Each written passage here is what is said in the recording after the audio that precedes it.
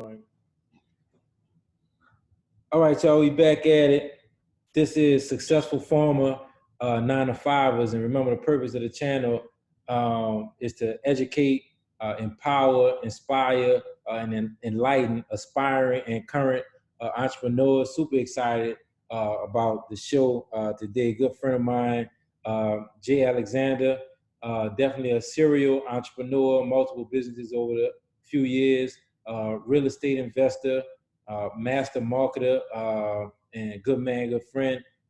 Happy to have you. How you doing, Jake? Good, man. Good. I'm happy to be here, man. Yeah. It's an honor, just for you to allow me to come out here and try to inspire the people, man. So I'm glad to be here. Yeah, definitely, man. So Successful Farmer 9-to-5ers, remember, we always want to try to enlighten and encourage people that aspire to be entrepreneurs and already entrepreneurs to leave that 9-to-5. So we want to get rid of any fear that they might have, and this is definitely a no excuse zone for not, accomplishing your dreams. So you had a job at one point, right, before you got into entrepreneurship.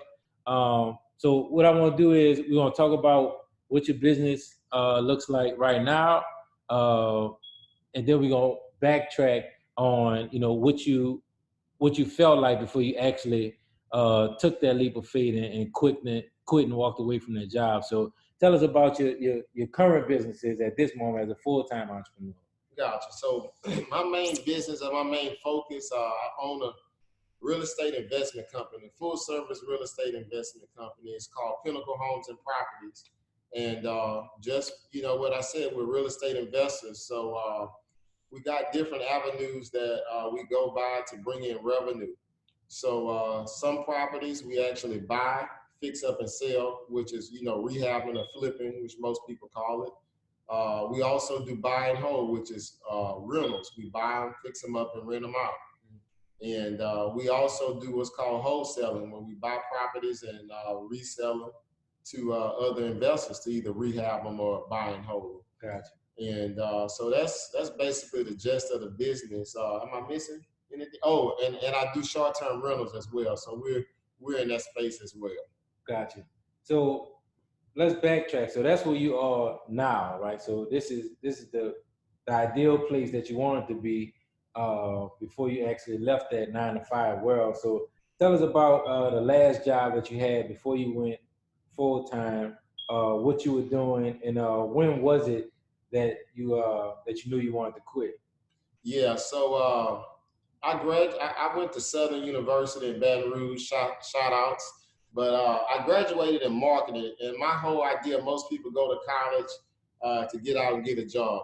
Yeah. That was never my aim. I never wanted to have a job. I always had that entrepreneurship spirit. So I was basically going to school to learn about marketing and business and different things so I could be able to go and work for myself. But I know I had to start somewhere, right, to take care of myself and get experience. And I have a wife as well, and so it was a household I had to take care of as well. So after I graduated from Southern, I was looking for a marketing job. I was actually trying to get an intern on at Blue Flame Marketing in New York. I think Puffy had a marketing company, an urban marketing company. But really, I said if I couldn't get my foot in over there, I had a cousin of mine that worked at AT&T, and she would always tell me about all this money she was making. So I said, hey, I'll take a swing at it if I don't get on at that company. And of course, I didn't get on. So I started off as a sales rep for AT&T on the desk, which means I took calls, incoming calls in the call center. And I then were promoted to what's called a team lead, which they kind of assisted the reps on the desk and assisted the managers. And then from that point, I became a sales manager, and I managed between 6 to 15 other sales representatives that were on the desk. Gotcha. So tell us about when exactly you knew that this is not for me. Well, the first day I knew it was for me. Yeah, so my whole goal was, this is a bridge to get me to the next point. So I started my real estate company maybe a year or two after I was at AT&T, and my whole goal was to get me away from there. So my first plan was build a team, which was my sister and my wife. We all had jobs. So my plan was first to make sure I made enough money where I can become strong bankable and having strong credit where I can relieve my sister of her job and then relieve my wife of her job where they'll be full-time and then I'll be able to jump off. Mm-hmm. So why that was important for your sister? Well, I'm building that team and they believed in that vision. So I needed help and I needed somebody that was going to be able to push the vision so everybody can get free. So at the time she was in Kansas City, Missouri. So I had that talk with her and I told her, hey, this is the plan. And, you know, I can't pay you a lot. I can pay you a little something, but in return, I'm gonna find a house that I'm gonna buy, I'm gonna renovate it and do a half for you and your son and a half for me and my wife, where I can renovate it where we both have our size and I'm gonna take care of all the expenses. I just need you to grind. And that's just what I did. And we went to work, man. And after a while, I was able to have my wife quit her job. She was a social worker. Okay. And then I think I stayed on my job at AT&T for about 8 or 9 years, and I ended up leaving my job. So that's kind of the gist of it. But to also say about the job, I learned so much and so much experience on that job. I got lifelong friends that work with me now in my business from that job. And it was so much of valuable lessons that I learned. So I wouldn't take away the job. It's a lot of skills that you learn by going through that process. And it was a tough moment at times, and it was a good moment at times. So I wouldn't take it back. Yeah. So describe that feeling. So I would say that week of or that day of that you knew like this ain't it for me, man. That you knew you were gonna quit. So describe the feelings that you had. I would say that week of or that day of. Man, it was just so many second guessing, just thoughts of, man, what if this happened? What if that happened? And then I had to go back and remind myself, remember, this is what you've been building up since day one that you stepped foot in this place. You already got family and relatives that you had believe in you, and you allowed them to leave, you know, so now it's time for you to leave. And then another point that I want to make is I always said when I felt like I was losing money by being at this job, that's when it was time to go. What you mean by that? So it was times where I would get calls from sellers that were deals, and I couldn't get the phone in time. I had to keep walking outside, you know, and I felt like with me being at this job, I was losing money. Okay. And that was another point where I knew it was time for me to go. But back to answer your question, man, it was a lot of fear, a lot of what ifs. And it was to that point that I just had to rely on faith and just take that step. You know, I knew worst case scenario, I can always go back and work a job. Yeah. You know, so that's something that I think people should think about. Worst case scenario, you go end up doing what you already do. Yeah, that's a good perspective. So how did that support impact your decision? Man, support of your wife and your sister. How did that impact quitting? That support was everything, man. I mean, I have the best wife and sister on the planet, man. They support me. They believe in me. I've always been an entrepreneur, so man, even before college, I would get in all kind of stuff and like family, man, network marketing stuff, man. And they would buy whatever I was selling. They would hop in whatever I was doing, man. And you know, even my sister, man, it's even deals before that you know, I used to do parties and concerts and stuff, and we had something that we were gonna open up, and she put up some of her own money, man, and we ended up losing it all, man. Yeah. And so and that's your older sister or your little sister? I only have one sister. That's my older sister. So she always had my back and believed in me. And then my wife, man, she is like the biggest cheerleader of them all, man. She gets it.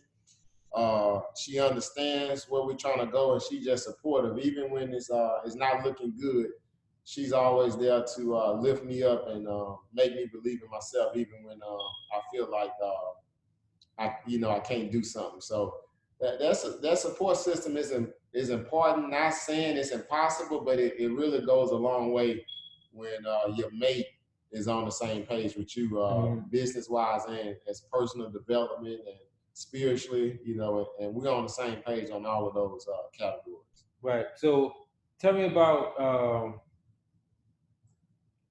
I know, and I completely agree with you. Same thing with my spouse and friends and family. So, what's the advice that you give to the person that does not have that support system, right? That has a dream, that's at that job, or that's in a business that took the leap of faith, but things not looking good and don't really have that support to turn to. What advice do you give to the people that feel like they don't have that type of support system? You got to go and find that support system. It's a whole lot easier now than what it was 10, 15 years ago. This social media thing is crazy now, man. There's so many groups that you can become a part of. So many meetups, it's a lot different. So you surround yourself around people that got those same visions, and get yourself an accountability group. And, you guys meet every week, hold yourself accountable and support each other. So that's the advice I would give to people who don't have that support base, which a lot of people don't. Yeah. So I want to go a little bit deeper into the plan before you quit, right? So a lot of people feel like I'll quit when, right? Or I'll only do it if, or some people might say, I'm only gonna try this for a certain amount of time. If it don't work, then I'm not gonna quit. So what was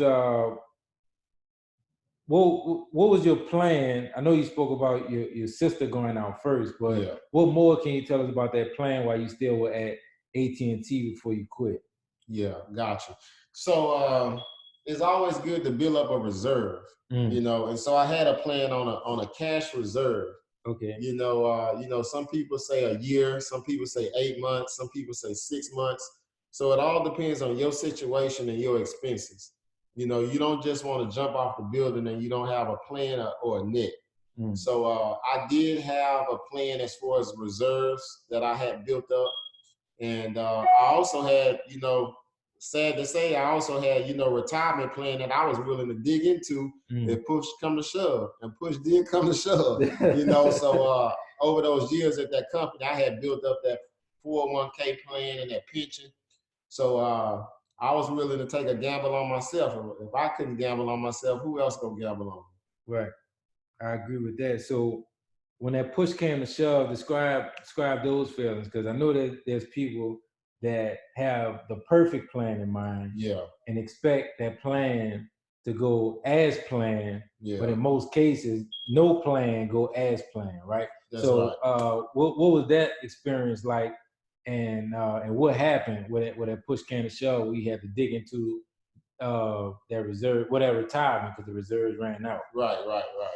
Yeah, well, y'all always say planning is good, plan for the worst and hope for the best, and it's always, things are not gonna always go as planned. So you have to readjust, do an audible, and stuff is not gonna go all the way exactly how you want it to go, but you gotta sit down and say, all right, what lesson can I learn from this? What happened? What can I do better? And with me, I was basically at that time doing mostly rehabbing. So if I didn't make the money that I was supposed to make on it, I'm analyzing and seeing, what could I have done better? If I don't have enough deals, how can I get more deals? And also networking, finding other people that's already full-time in the industry that I'm in, that's already been through some mistakes, and picking their brains, networking with them. To be honest, back then, it's not that long ago, but it had been a while. I couldn't find a lot of people at that time. We didn't have like a real group, or now they got some groups in Baton Rouge. Back then, it wasn't like that. So the people I was meeting that had been in the business a while, they didn't want to share, and that's sad. I'm never, that's why I make sure I'm never like that. So I had to travel to different places and meet people out of state to kind of get knowledge and network. You know, me and my wife, we flew to Boston, Vegas, Houston, and meeting other people in our industry that was willing to share and help us, and we were willing to share and add value to their business as well. So that's part about adjusting. You know, it's not gonna go all the way right. Yeah. But work the plan the best you can and try to involve people that have done it before that can help you along the way with the knowledge that they have. Yeah. Can you tell us about a moment?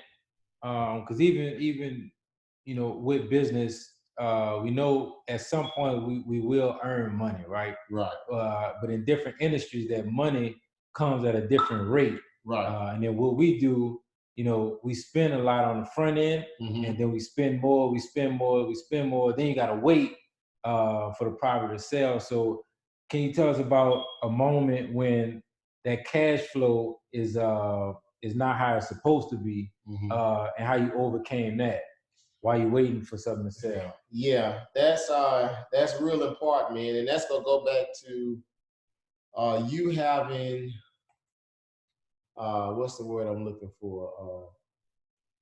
Financially being able to manage your money personally. If you're a bad manager of your personal money right now, you need to fix that before you think about going into entrepreneurship, because your business is going to be messed up financially and you can't manage your personal money. It's going to be a disaster. So you really got to partner with somebody, That's or hire right. a bookkeeper. Because we don't want nobody to make an excuse to say, well, Jay said I gotta get it together first, and then no. You can hire a bookkeeper or partner with somebody that got those skills to capitalize on your weakness and allow yourself to move forward. So that's exactly there's a no excuse zone. There wasn't an excuse. I got you. Yep. So go ahead. Yeah, I totally agree with what you said. Yeah. If you are lacking that, the first thing is to have an awareness that you are lacking that, and you need to find a professional or somebody that can help you with that, or a partner that has that strong suit, because it takes discipline. You got to know how to put yourself on a personal budget, clothing, entertainment, eating out, and when that category is gone, it's gone, and if you can't manage that personally, it makes it rough, especially if you're in a business like ours where you may hit a deal 1 month and you may go 2 months where you're waiting on something else to happen. So you really gotta know how to manage your money and sacrifice short term, for the long term success. Right. So even with that success after leaving AT&T, would it ever, or tell me about moments where you thought about going back to work? Oh man, I'm just coming around, man. To be honest with you, I have had a rough last 6 months. In the last 30 days, things are starting to come back around for me, man. But it's been rough. Everything that you can think of that's been going wrong has went wrong for me. I had about 5 or 6 deals, and when I tell you each deal had an issue, that was being pushed back this month, that month. It was unbelievable. I really thought I was being punked. Yeah. I'm like, because they always say do a bunch of deals. There's a big chance that every deal, something's not gonna happen on every deal. Right. And so that was my thing. Make sure you're doing multiple amount of deals. Some of them stuff just gonna happen. That's the nature of the beast. But I have never had it where every last deal it was something. And then I did close one deal. I think it was like November, and that ended up blowing up. I was supposed to make about what $5,000-6,000 on that deal. Dude, I walked away from the table with $650. I can relate. And after I paid my people, I probably had $400. I had to cut them in on that $650, man. Right. So it was rough, but on we're in the process of building it back up. We're doing some changing and some shifting, and so we're making some changes and we're pushing. So a lot of those, about 3 or 4 of those deals, they're starting to close. So we're looking on the up and up now. So we're gonna keep pushing. So what you think you learned from those last 6 months that you didn't know before? Man, laser focus, man. You want to be laser focused on what you're doing. And I had started to spread myself too thin, and I still feel like I'm still spread it a little thin, but not as much. But get good at what you do and be laser focused at it. Don't try to do a bunch of other things that you really don't have nothing to do with, and don't have that shiny object syndrome. You know, stay focused on what you do and do it until you become great, and hone in on systems. You know, that's key too. That'll take a lot of the frustration out. But yeah, that's what I learned, to being laser focused, and I'm trying to get back to that right now. Gotcha. Good stuff, man. So tell us about the future goals. So what's the future for Pinnacle Homes and Property? Yeah, so we're actually in the process of transitioning into more of a wholesaling business and possibly getting into some other markets. So we're in the process of working on turning this just wholesaling side of my business into a 7-figure business. And I'm in the process of retraining staff, bringing on new staff, and in the process of tuning up some things in relations to that traction book. You know, working on my core values. I started my Monday morning meetings. You know, so building some different systems, making sure people are clear about their job description and what they need to do. So that's part of me just being laser focused on one thing, which is the wholesaling. I'm still gonna do some flips and different things like that, but I want to become great at this wholesaling thing. So that's what we're looking to do right now. Yeah. So, and what's one book that you would recommend for somebody that's either aspiring to get to the next level, or already in the current entrepreneurship and trying to scale up? Gotcha. Well, it's gonna be Traction, man. I hadn't finished reading it yet, but I understand the concept, and I'm halfway. I've actually kind of read the book, but I want to kind of go back through it. So I got the audio book and I have the physical book, and so I remember you telling me that stuck with me, man, about a month ago. You say, man, that's your MBA right there, man. I'm telling you. And that stuck with me, you know. And that's a really good book to scale and to run your organization the way it should be ran, and hold people accountable. Yeah, good stuff, man. So so what resources could help you get to the next level? So maybe our listeners have it, maybe we have it. So what resources can help you get to where you're trying to go? So they have a lot of things going on out there for entrepreneurship. It's a program called the EO. I can't remember the name of it. It's a good program. Traction? No. Oh, you talking about in relation EOS to Traction? Yeah. No, I mean, no. What resources you need right now to get to? For me to get to the next level, man. Man, to be honest, I think I got everything I need, man. It's just a matter of me being disciplined enough to apply what I know. Most of the people got what it takes and know enough to get them to the next level. It's just about having that self-discipline and hitting the ground and getting it done. So I think I got the resources I need to get me to that level. I just got to be disciplined enough to follow the plan. Gotcha. Yeah. Good stuff, man. So just to recap, and if you're aspiring, and even if you are already a current entrepreneur, make sure you build a plan before you step out to that next level, and make sure you have reserves in place. If you're already an entrepreneur, start changing that mindset that I need to build reserves and not spending. Make sure you're networking strategically as well.